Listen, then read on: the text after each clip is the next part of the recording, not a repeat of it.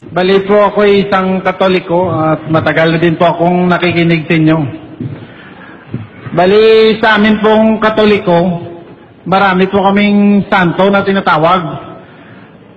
Tapos, ang lahat ng santo ay siyempre lalaki po, di ba? At saka ang lahat ng santa ay babae. Ngayon ang katanungan kay ganito, bakit po ba tinawag na santa, si Santa Claus, na siya po ay lalaki? At nakasulat po ba sa Biblia na may Santa Claus? Unang-una kapatid, hindi naman katakataka sa Katoliko. Sa Katoliko, walang imposible. Yung lalaki nagagawang babae. Yung babae naman ginagawang lalaki.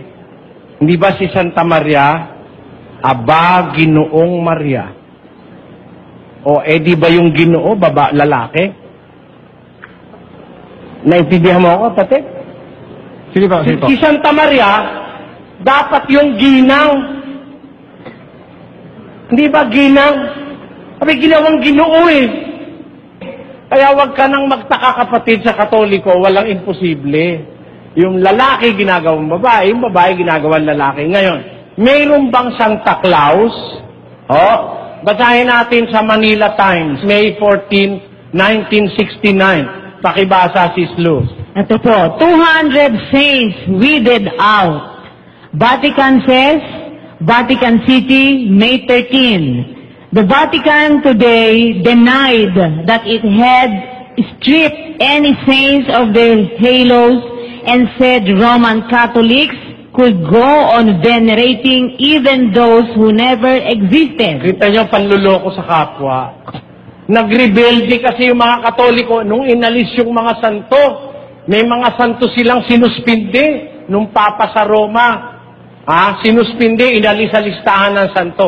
Nung magrebelde yung mga Katoliko, sabi nung mga Papa, o sige, kahit na yung hindi umiral, sige sambahin nyo, wag lang kayo magalit. Tanyo, kahit hindi umiral sino-sino yan? Tuloy natin. The Vatican Weekly Observatory del Dominica published a long article today seeking to calm public perplexity and indignation at the news that over 200 saints had been dropped from the calendar and many others declared optional. Many upset.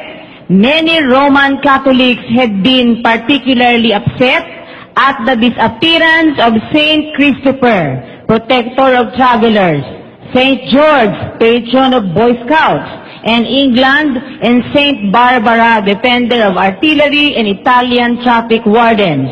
They were among the 200 or so weeded out, in many cases because their history or even existence was in doubt. Considerable local indignation also arose over the apparent downgrading of saints from universal and obligatory to optional and local veneration. Santa is out. Among those were Saint Nicholas, Santa Claus, and Saint Valentine, patron saint of lovers. Ayan, inalis yung 200 santo, ang nag-alis Papa sa Roma. Dahil pinagdududahan yung kanilang existence. They never existed. Ang isa si inalis, si Santa Barbara. Ang isa pa, si Saint Christopher. Ang isa pa, si Santa Claus, si San Nicolas. Kasi pinagdududahan na sila'y umiral. Sila'y legend lang or myth. Alamat lang, hindi totoo. Hindi totoo.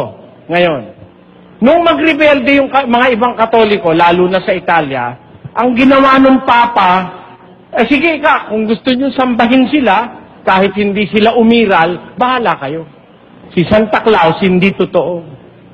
Pero, niloko tayo ng niloko hanggang ngayon. Yung mga bata, ang paniwala natin, pagka Basko, maglalagay ka ng medyas na butas, lalagyan naman ni Santa Claus ng, di ba? Marami ng tradisyong pinag-ugat-ugat dyan kay Santa Claus. You better watch out, you better not cry, you better not pout, I'm telling you why. Santa Claus is coming to town. He's making a list and shaking it twice, gonna find out who's naughty or nice. Santa Claus is coming to town. He sees you when you're sleeping. He knows when you're awake. He knows if you've been bad or good, so be good for goodness sake. Oh, you better watch out. You better not cry. Lalo na kung meron tayong, pag may accompaniment, masaya, mga kanta. Puro mali sila na nga may sabi, inalisa sa listahan ng santo si Santa Claus dahil pinagdududahan ang kanyang pagkatotoo. Hindi naman kasi totoo.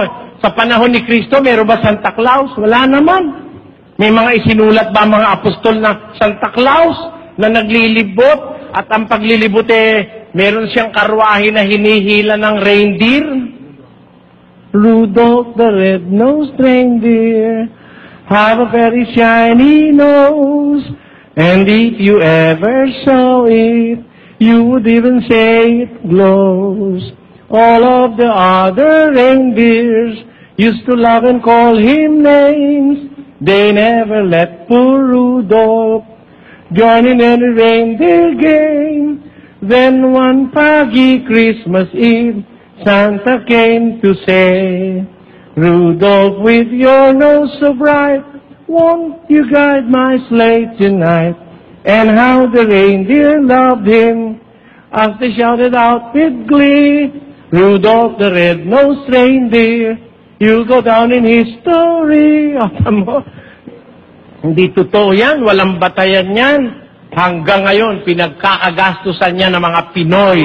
Mabibili mo sa SM, malalaking litrato ni Santa Claus. May mga ilaw Santa Claus. Mga kung ano-anong dekorasyon, milyon-milyong dolyar ang ginagastos ng buong Katolisismo taon-taon sa paglalagay ng mga dekorasyon niyan. Ipinaniwala natin sa mga anak natin ng isang bagay na walang katotohanan. Ikinalulungkot ko, tinatanong nyo kasi, kaya ako sinasakit.